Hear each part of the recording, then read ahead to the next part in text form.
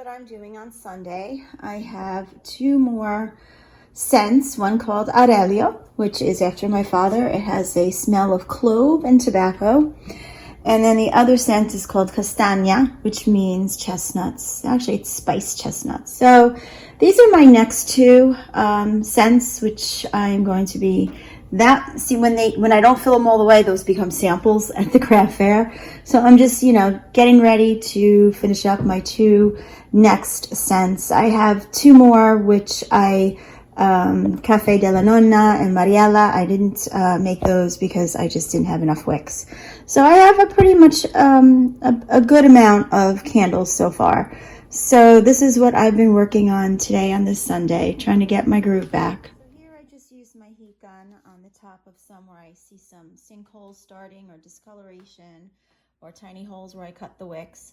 So mainly the gold ones that happen to, and I don't know if it's because of it's the same wax. Containers are by a different seller, but maybe it's the oil, but it's from the same exact seller. So I can't figure out why it's happening, but I just use alcohol swabs to clean the outside, any residual wax, and now I'm going to wait for them to dry and put the labels on. So I start with my warning labels that I put on the bottom, then I put my thank yous for the top, and then depending on which one it is, I believe this one is Castagna, and the other one, well, it's in here somewhere, I have the other label.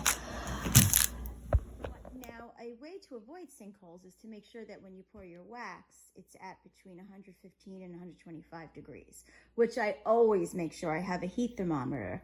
When you pour your scents in or your fragrances, they have to be at a certain temperature as well. I have everything written down in my little notebook, which is over there, so I couldn't tell you offhand, but that will avoid a sinkhole. A sinkhole is where the wick is and it dips under, kind of like a sinkhole.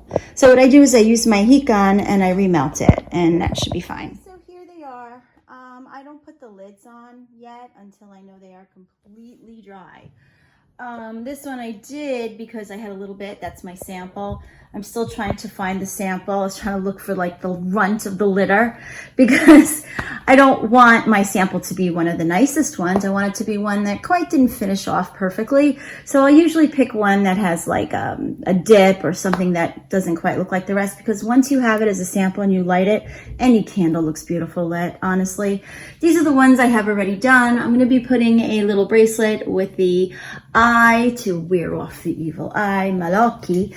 But also, it's my last name, Occhi, so it made sense. It means eyes in Italian. So this is what I did today. I have to say, guys, it was weird. Usually when I did my crafting, Mom was in the background watching Hallmark or Lifetime, or you would usually hear her, but it's eerily quiet. But I got through it, and Mom's watching from above, and I love you guys, and me and Marianne will probably see you guys soon at our craft fair on Saturday. Take care, guys. Bye.